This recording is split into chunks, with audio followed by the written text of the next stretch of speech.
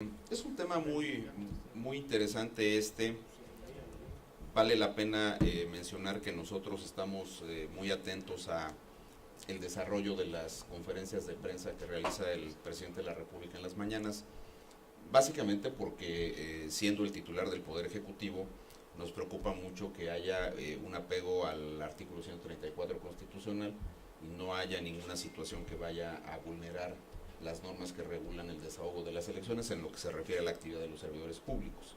Esa es una primera parte. Luego dos, ustedes saben muy bien que se han dicho muchas cosas en torno a las posibilidades de modificaciones a la legislación electoral y particularmente al rol que podría tener el Instituto Nacional Electoral y las propias características que podría tener el Instituto Nacional Electoral si es que se concreta una siguiente reforma electoral.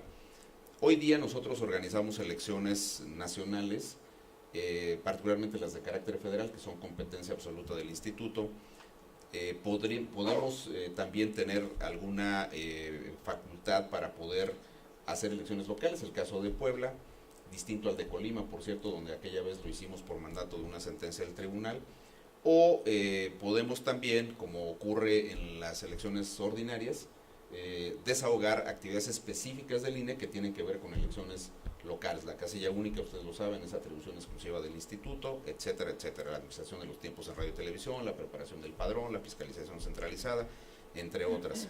También nosotros somos competentes para atender solicitudes de los partidos políticos para realizar elecciones internas de los propios partidos políticos. Ya lo hicimos bajo la coordinación de la consejera San Martín en el año de 2014 para la elección del Partido de la Revolución Democrática.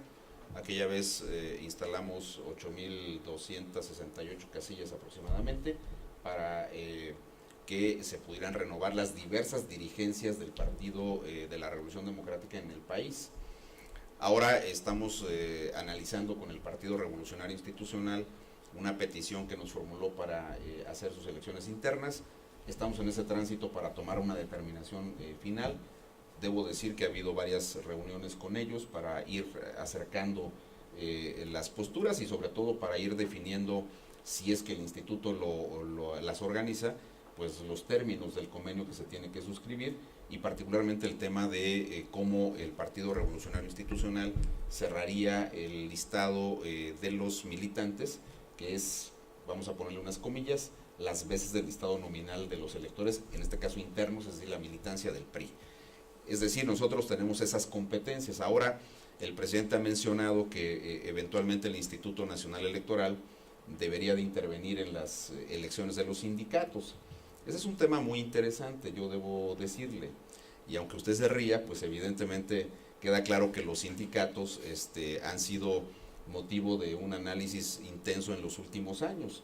Recientemente los ajustes constitucionales y los ajustes que se hicieron a la ley de acceso a la información pública, pues han permitido abrir, entre otros bloques de instituciones públicas que estaban todavía pendientes, pues la información que tienen los sindicatos. No olvidemos que esa fue una de las reformas de mayor alcance reciente respecto de los sindicatos. Este es un tema que los consejeros electorales no hemos analizado porque ningún sindicato se ha acercado a decirle al INE, oiga, venga y organice nuestras elecciones internas. Pero yo le diría lo que yo pienso, no sé lo que piensan mis colegas, pero si vienen y nos piden eso, pues me parece que tendríamos que revisar con mucho cuidado si estamos en condiciones primero de hacerlo. No tenemos hoy día una facultad legal, pero como esta es una institución del Estado mexicano que eventualmente debe participar en muchas situaciones que apoyen el buen desahogo de las actividades del Estado mexicano, y dado que los sindicatos son un punto central de esa vida del Estado mexicano, pues eventualmente podríamos revisar los cómo y obviamente los tiempos, los plazos y demás. No estaría nada mal que los sindicatos se democratizaran internamente y nos quitemos todo ese tipo de cosas que andan ahí en la discusión que ustedes presentan todos los días en sus destacados medios de comunicación. Pero insisto, no hay por el momento ningún tipo de acercamiento. Fue un comentario que hizo el presidente de la República. No tenemos ningún tipo de petición de ninguno de los sindicatos hasta el momento. Dudo también que se acerquen para pedirlo, pero también es un hecho que sería un tema interesante en la próxima reforma electoral. Esta es una fábrica de elecciones hoy día. El tema es buscar cómo se acomoda esta institución a una serie de demandas que podrían ser colaterales en ese tipo de cuestiones. Hemos participado a través de algunos ejercicios hasta en cuestiones internas de algunas universidades prestando nuestras boletas electrónicas. Entonces vamos viendo cómo se va dando ese tema. No está ahora en la mesa de discusión de los consejeros electorales porque tampoco está en la ley y tampoco hay un oficio metido ahí. Nosotros seremos muy respetuosos de todos estos trámites. Si se pone en la ley, pues no nos quedará más remedio más que organizarlas y obviamente ver, insisto, cómo hacerlo. Ahora no está abierta esa posibilidad, ni nadie nos ha venido a plantear la firma de un convenio específico. Pero sí lo analizarían en caso... No hay tema que ninguna institución pública no analice si se lo ponen por oficio, porque recuerde usted que el derecho de petición pues siempre debe ser atendido por las instituciones públicas. Con un agregado, y si se pone en ley, nosotros nunca hemos dejado de ejercer nuestras atribuciones legales, pero tiene que estar en la ley, y esto implicaría evidentemente una reforma en la materia, pero quiero subrayar un punto. Creo que es un reconocimiento al trabajo del Instituto Nacional Electoral del Presidente de la República, en un contexto en el que se ha reformado la ley laboral, en el que todavía no hay ninguna base legal para algún tipo de intervención del INE en esta materia, pero evidentemente creo que sería muy pertinente que si eso, que se va a avanzar en ese sentido, se analice y sobre todo se consulta al Instituto Nacional Electoral cuáles son las características y demás modalidades. El INE nunca ha dejado aplicar lo que dice la ley, pero nunca ha hecho nada que no esté en la ley, porque en el INE estamos ceñidos por el principio de legalidad y somos conscientes de que en el Estado de Derecho una autoridad no puede hacer, ninguna autoridad, puede hacer algo que no esté expresamente facultado en la ley, como lo establece la propia Constitución, y en el INE somos muy celosos de el cumplimiento de esa que es una obligación, por otro lado, y consecuentemente del cumplimiento al revés de lo que son nuestras atribuciones, de lo que sí está en la ley y que estamos obligados a cumplir. Entonces sería sano para el sindicalismo mexicano que una institución como el INE pudiera hacer. Yo creo que, siguiendo lo que decía el consejero Baños, sería sano para el sindicalismo mexicano, como para cualquier ámbito de la vida social, su democratización.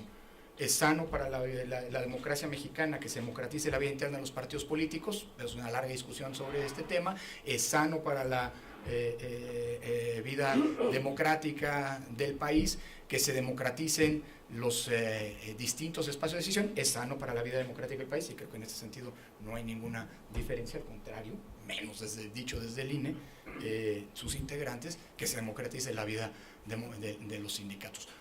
¿Cómo se democratiza la vida de los sindicatos? Es un gran problema o una gran discusión que no le corresponde al INE dar, pero que el INE está dispuestísimo a participar en los foros y en los espacios en los que tiene que darse, es decir, en el Congreso de la Unión.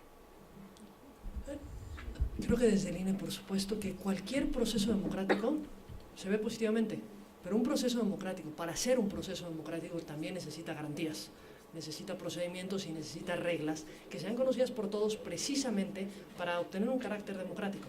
Y estos son los estándares que se han utilizado con los distintos mecanismos de participación, no solo con los procesos electorales.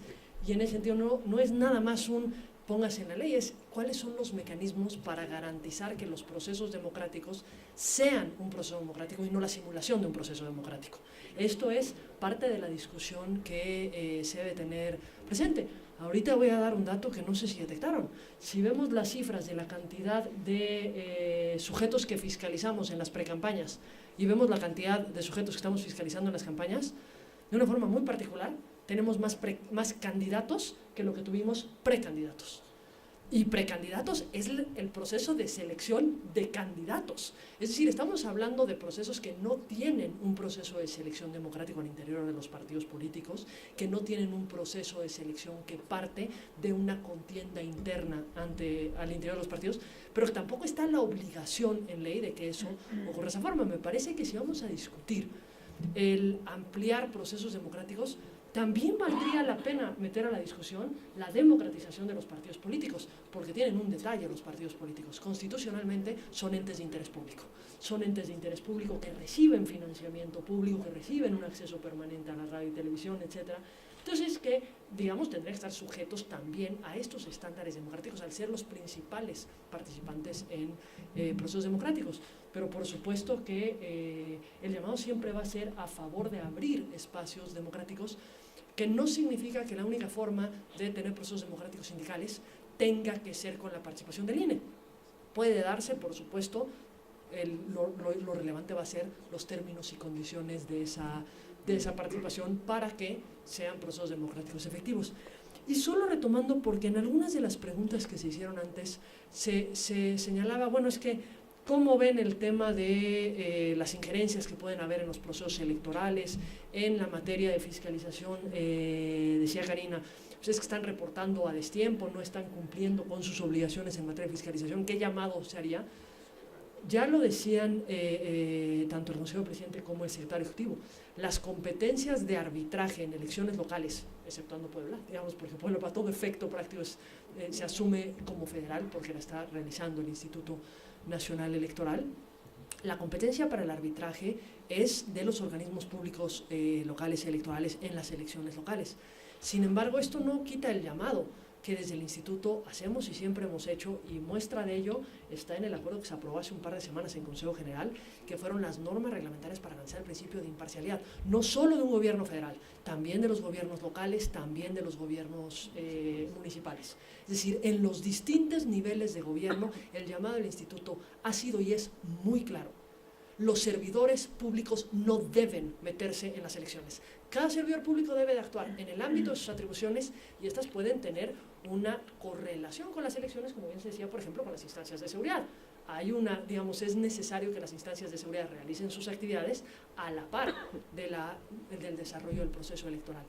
Pero injerencia en los procesos electorales, eso está prohibido por la Constitución y eso debe de frenarse desde los servidores públicos, quienes, por supuesto, juraron guardar y hacer guardar la Constitución que incluye esa prohibición y debe de ser garantizado por las distintas autoridades, no solo el Instituto Nacional Electoral, también los organismos públicos locales y la FEPADE. Y en cuanto a fiscalización, pues creo que los propios partidos políticos son los que a través de sus representaciones en el Congreso pusieron este modelo de fiscalización, por lo que el llamado y lo primero que se esperaría sería que cumplieran con las reglas que pusieron. Y el modelo lo establecieron en la Constitución, que fuera una fiscalización a tiempo real. Una fiscalización a tiempo real requiere de un reporte y de un registro a tiempo real, pero con independencia de eso hay una obligación del Instituto de darle un seguimiento puntual al ejercicio de recursos, a los ingresos y gastos de los partidos políticos, insisto, en territorio, para que se pueda confrontar la información que los sujetos regulados nos presentan, y será al aprobar los dictámenes y proyectos de resolución donde pues habrá el pronunciamiento del Instituto a partir de los hallazgos que tengamos por nuestra investigación. Consejero Presidente. Gracias. Perdón, nada más para cerrar, después